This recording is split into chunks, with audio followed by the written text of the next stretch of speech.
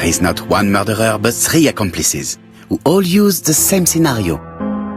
Do you mean that 3 murderers with quite different aims joined forces to create a smokescreen? Here's another question. Is it still necessary to find a motive for each crime, and the one in Andover poses problem? Why was poor Mrs. Asher killed? Indeed. It would be best to forget the theory.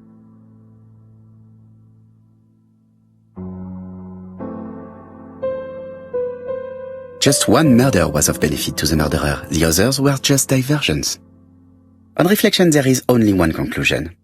The murderer killed once out of interest, and twice to divert our attention. This reasoning points at 2 potential culprits. Franklin Clark. Donald Fraser?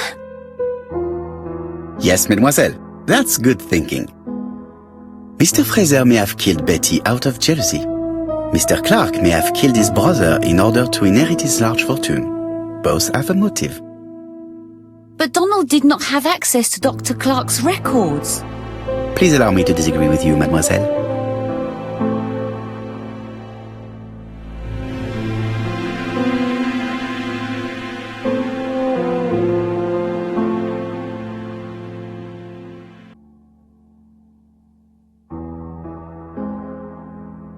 Donald, too, has been treated by the doctor. You're quite wrong, Mr. Poirot, and it shouldn't be difficult to prove. Oui, please excuse me. It was a slip of the tongue. This is what I wanted to say. Donald, Sir Carmichael was one of your firm's customers. We found a surveyor's report among his papers that proves it.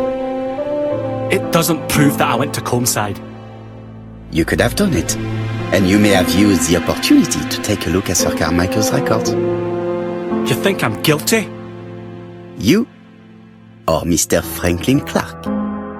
That's ridiculous! Both of you have a motive. The question is, which of you has the profile that most resembles the murderer? Let us now try and get our brain cells to work.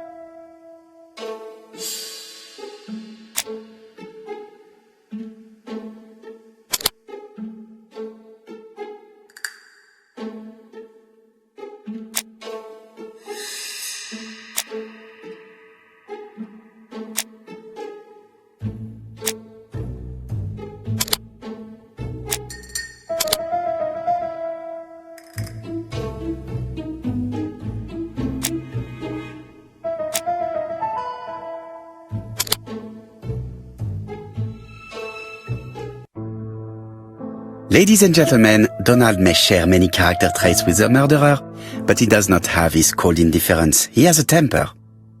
It is hard to imagine him planning anything. Also, jealousy is his motive, and crimes of passion are rarely planned. Right, I suppose it's my turn to be subjected to the same scrutiny. Absolument, Mr. Clark.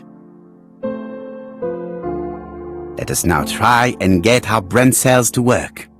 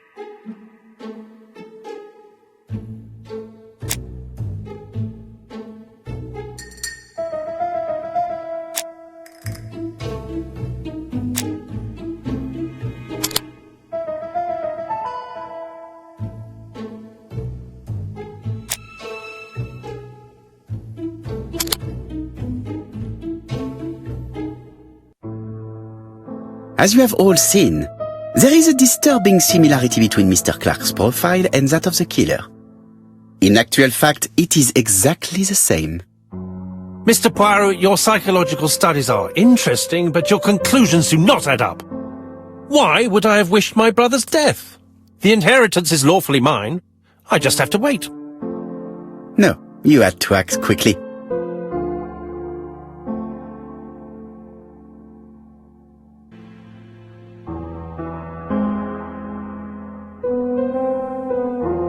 Because you are incapable of waiting. Really? Well, I am no murderer. You presented him as being a cold and patient schemer. Certes, normalement. But Lady Clark's imminent death precipitated events. Mademoiselle, although you haven't been telling the truth, there is no doubt in my mind that you would have found a way to marry Sir Carmichael after Lady Clark's death. For you, Mr. Clark, it was a disaster. If Miss Grey had children by your brother, you would not have inherited a thing. You realized the danger after reading several letters from Comside, especially one in which your brother opened his heart to you. So you hurried home from China, and you took action. In truth, Cust was no more than a puppet manipulated by the real culprit. You, Mr. Clark. Such an imagination, Mr. Poirot. In fact, nobody manipulated Cust. The famous instructions he received by post.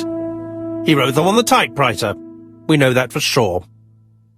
Oh no, you know perfectly well. That is not true. Eh bien voilà, light has now been shed on the ABC murders. Your theories are ingenious, but you haven't any proof.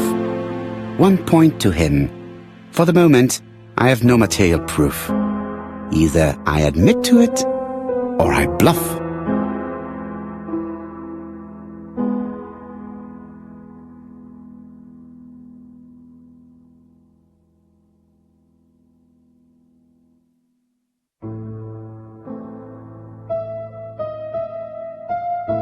Proof is easy to find now that we know where to look. You have nothing on me. You're bluffing, Mr. Poirot. Come on, Thora, there's nothing for us to do here. Don't touch me! Thora! I understand why you never wanted to lend me your new typewriter, and why you were searching through your brother's things. And the hole you dug on the moors. What did you hide there? The knife you used to kill your brother? All right. Well played. I lose. The game's up.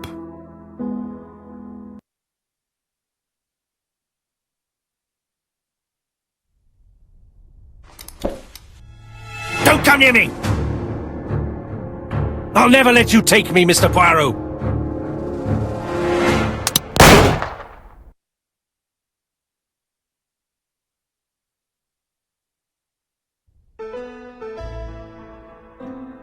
I'm sorry, Mr. Clark, there is no easy death for you. I expected your reaction, so I used blanks. I'm sorry, mademoiselle, but your second chance has been lost. Franklin Clark will never inherit his brother's fortune.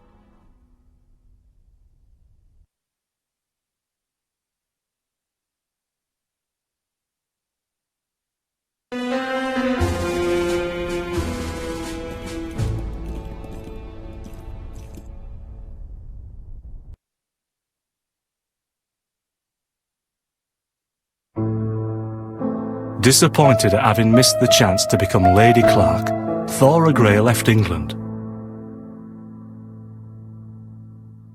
Donald Fraser and Megan Barnard married. On Poirot's recommendation, Mary Drower started to work for Lady Clark. The elderly lady's condition suddenly took a turn for the better. And a few months later, to Dr. Logan's great surprise, she was back on her feet again. According to this eminent physician, it appears to be an extremely rare case of spontaneous remission. Lady Clark has enjoyed very good health ever since.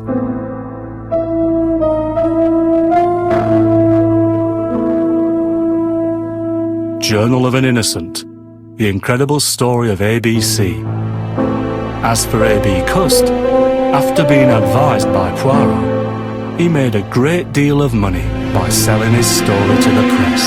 And as for me, and with business booming, the Black Swan has become the #1 tourist attraction in the whole of Yorkshire, even more popular than York Minster.